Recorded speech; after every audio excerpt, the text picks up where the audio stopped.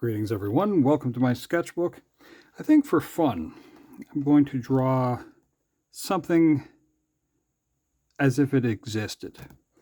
So instead of grabbing the pen right away, let's make a blob here first, and then we'll add detail to it after. So I'm going to grab a little bottle of green ink, and we're going to grab a brush. And, well, I'm not going to zoom in yet because this is just going to be some blobs.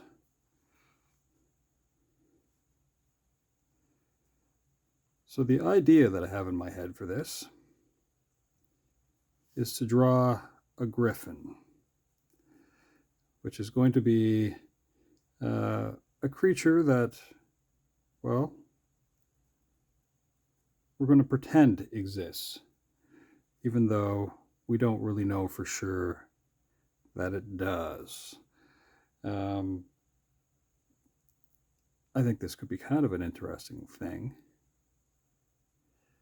But I want you to imagine a creature that has, like, the front half of it is kind of like an eagle. And then the back half of it is kind of like a lion. Is it possible that something like that existed? Well, I don't know. There are accounts of creatures historically that can kind of be along those lines. But, well, I think whenever you get groups of very superstitious people together, and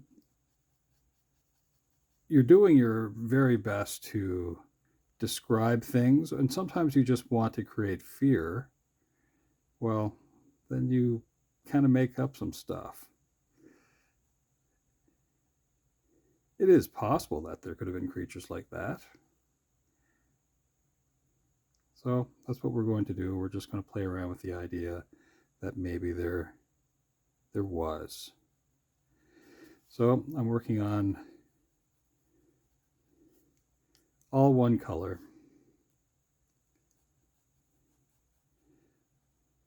A kind of a scary creature.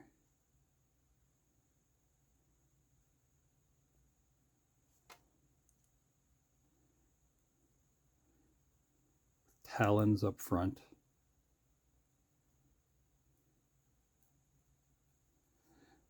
Okay. So I think that kind of takes care of that part.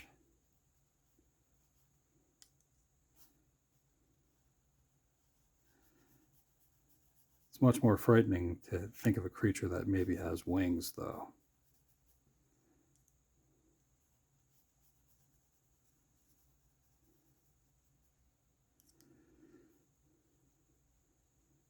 Now, something that I think a lot of people over the past maybe 5 or 6 years have started to focus on is this concept that there was a super advanced country that was erased from history because, well, they were just too advanced, or, you know, they may have had access to, let's just say, like, a time and place where they could have electricity, let's say 200 years ago, or advanced knowledge of frequencies and healing. So really, over the past few years, people have kind of been running around claiming that there was a Victorian age country of sorts that may have existed and unfortunately was erased by whatever powers just didn't want them around anymore, you know, because of free energy or something like that. So, Tartaria, was there a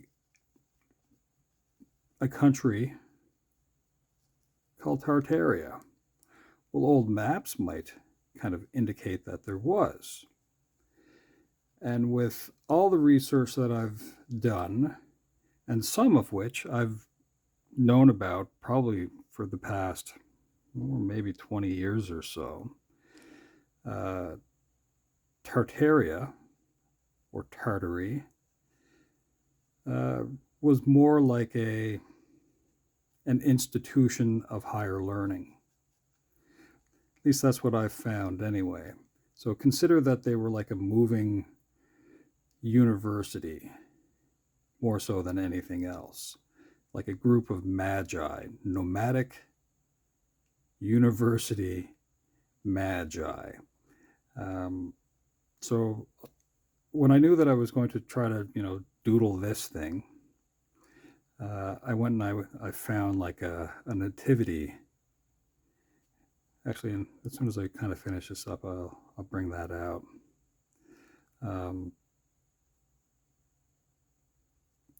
The Magi, or the wise men that you might get from biblical description, they may have been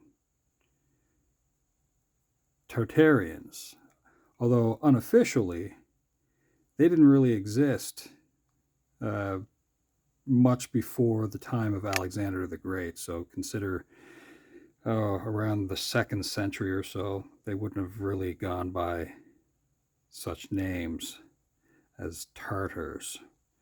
They would have had other names, of course.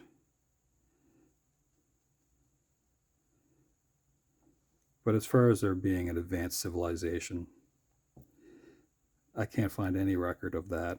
There are mentions of it in books that exist, well, let's say like maybe 30 years ago. So as far as like World's Fair type things of the 1880s and found buildings and stuff like that, I don't think that has anything to do with Tartaria. At least I can't find any evidence of that. So that's kind of the main rough thing that I'm working on here. Let's do like a background wing here, just for fun. We'll kind of fix some of this as well.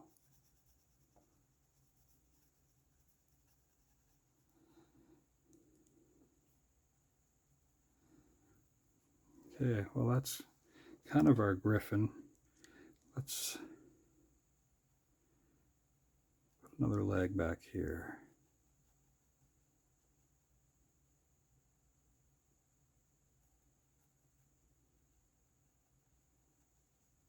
Like we're out strolling, maybe. That looks weird. Okay, well, maybe I should have had that planted down that way.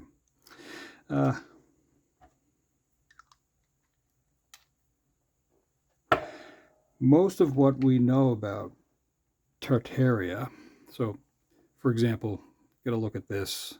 This might be Balthazar. I mean, these are made up names, mind you. And Casper. And I think there was like Melchior. These are considered the 3 wise men, or the 3 kings of Orient.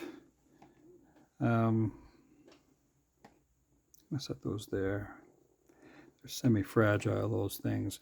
So I have a lot of old books. And one of the best for its time is this, The Outline of History by H.G. Wells. And, well, the H.G., I believe this is Herbert George. This is a 3rd edition, so he kept updating the book as he went along.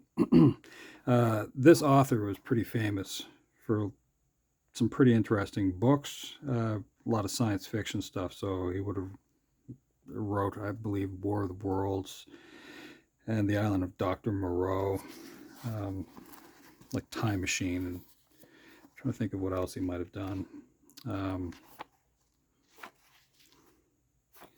we're going to move ahead here. I'm going to show you a map of sorts.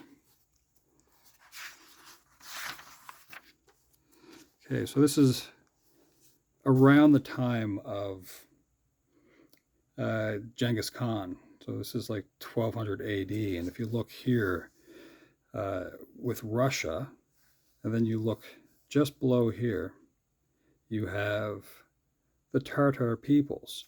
Well, this area, this is where a lot of nomadic tribes of sorts kind of roamed around. Mongolia's over here. And let me show you a little excerpt from this book in regards to that. So I'll just read a little portion of this thing here. It says, the opening years of the career of Genghis were spent in developing his military machine and assimilating the Mongols and the associated tribes about them into one organized army. His first considerable extension of power was westward when the Tartar Knights, or well, it would be the Kirghis and the Uigers, who were the Tartar people of the Tarim Basin. So these were like people that roamed around. How about? Was there a society super advanced? Maybe. The Magi were well funded. I mean, you don't just wander around the desert without having, money. You need security. You need. They wouldn't have just been three. I think that has more to do with the three gifts that they brought: the gold, frankincense, and myrrh. Some would say that they were astrologers. Some would say that they were like sorcerers. But somehow they had incredible knowledge of the birth of the one they call the Messiah. So kind of strange. We're going to zoom in on this a little bit, I think. That went the wrong way. Let's go to there. We'll focus on this just a little bit on our Griffin. And if we have to clean something up, then we'll clean something up. I've read a lot of books on the subject of Tartaria. And I will say that it's intriguing. It's a lot of like sort of Jules Verne-like things that people are alluding to, and races of giants, and why people think that somehow this is all related to Tartaria. Well, I'll tell you this much. There's a good chance that the vast majority of history is hidden from us. So I understand the conspiracy that somebody would lie. And if you consider that the reason why so many things, archives, for example, of groups of people are destroyed is because whoever conquers that group of people want to destroy the history of those people as well. It's unfortunate. You might say, well, what about all these fires, and what about all the mud floods? And, well, some of those were deliberately set, of course. Again, getting rid of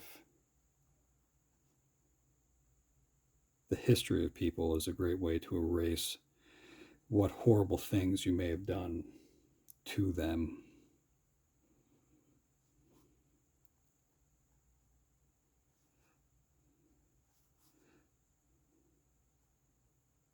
So, and by the way, I'm just kind of making up this Griffin. I'm just adding a little bit of detail to this as I go. I'd like it if there was a little bit more in history that could be revealed, that we could just dig something up. You know, you might talk about the Anunnaki, you might talk about the places like Godepe Temple, but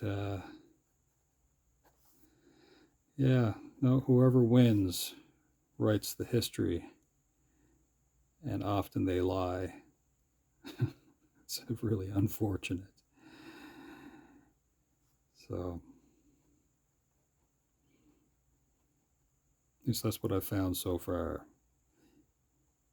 in my research, and some of which, as I said, is from more than 20 plus years ago. And that book, I've had that book for quite some time. And I'd never really paid attention to Tartaria. It just sort of grew in popularity from the pandemic, really. Just because I think people don't really enjoy being lied to. Especially if it's said for, you know, your very own good. It's discouraging. So, let's see here.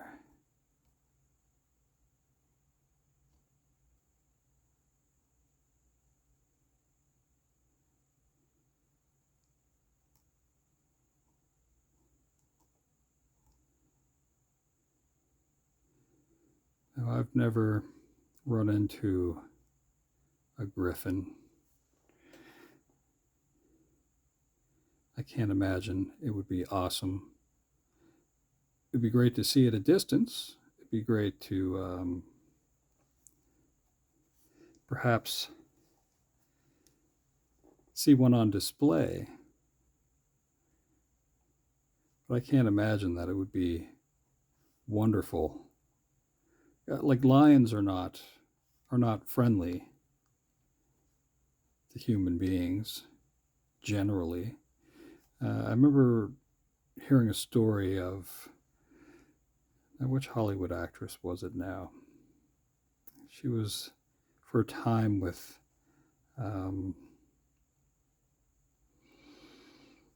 Antonio Banderas.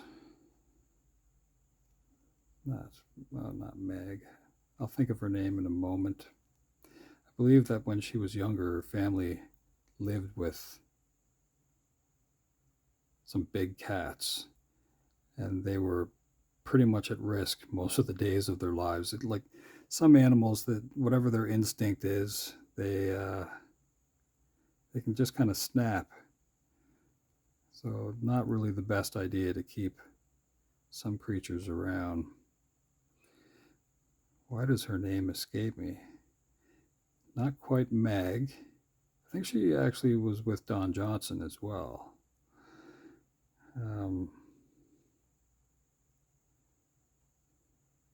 Daughter Dakota Johnson, I believe.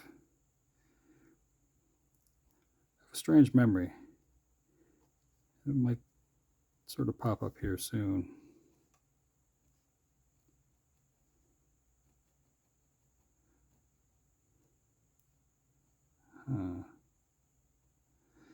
We're just working on this fuzzy tail.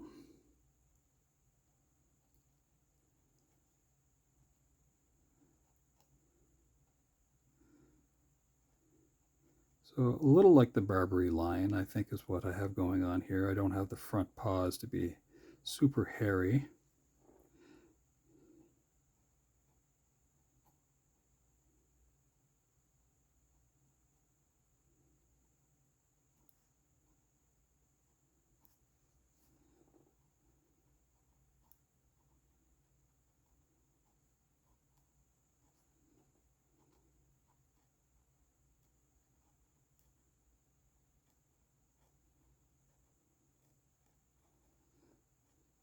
Doing kind of like a little bit of detail here. So yeah, no, comment in the down below in the comment section if you have collected information on Tartaria that isn't just funny guesswork. Like if you've actually gone to the library, as I have, and or own books, as I do, tell me what you think of the possibility that we are lied to with the history that we're given, that it's incomplete. And if it's possible that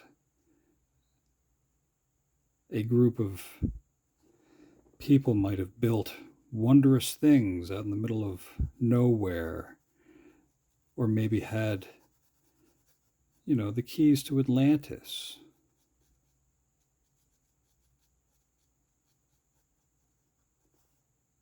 Well,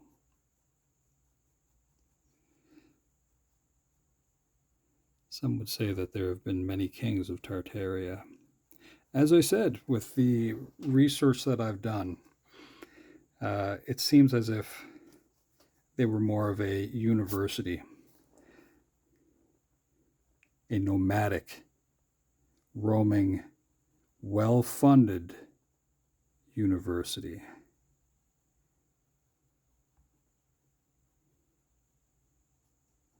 And that's sort of how I kind of left that whole thing before, this whole resurgence and interest came back around of what Tartaria might be.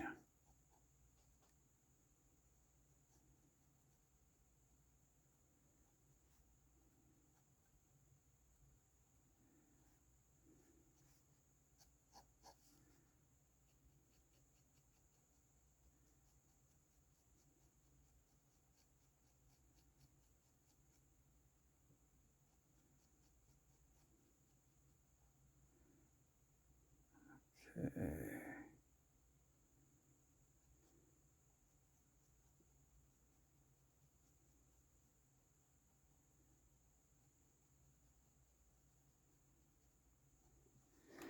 Well, I think that's going to be kind of it for my doodle. I'm going to back this out just a little bit.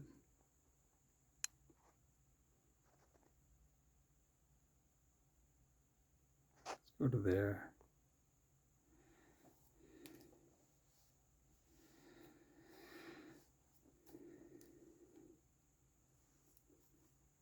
Just a little bit more.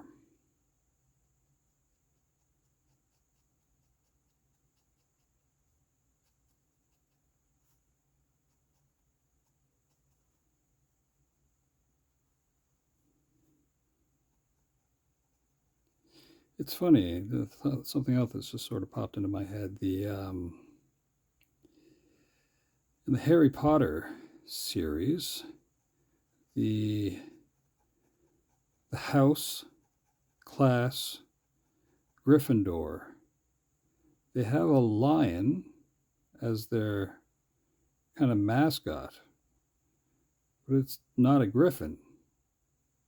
I know that, Godric Gryffindor, I mean, that's the name of, one of the founders, one of the four founders of Hogwarts, but you'd think they'd have a griffin. I don't know why that just sort of spilled into my brain for a second, but yeah, it's just a lion. Anyway.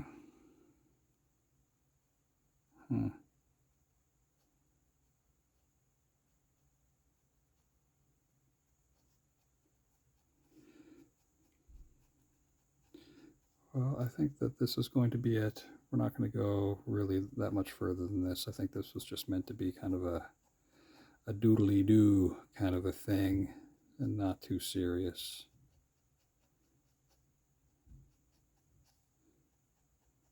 Well, folks, I may do a drawing tomorrow for fun. Kind of want to get something kind of finished up. So, all right. Well, thanks for hanging out for a little bit. There you go. It's a griffin. And until the next time we get to hang out, well, thanks for hanging out so far. I hope you have a great weekend. All right. Ciao for now.